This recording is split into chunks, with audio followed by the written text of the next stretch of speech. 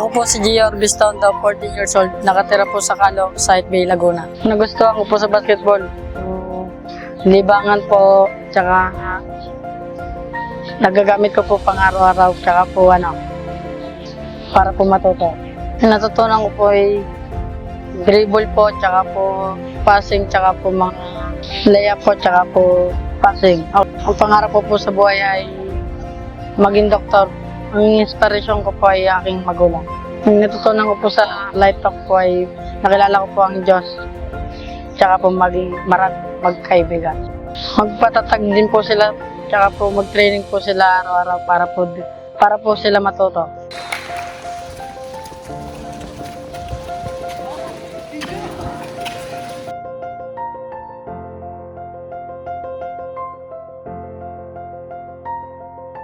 One ball, one soul, go basket Philippines.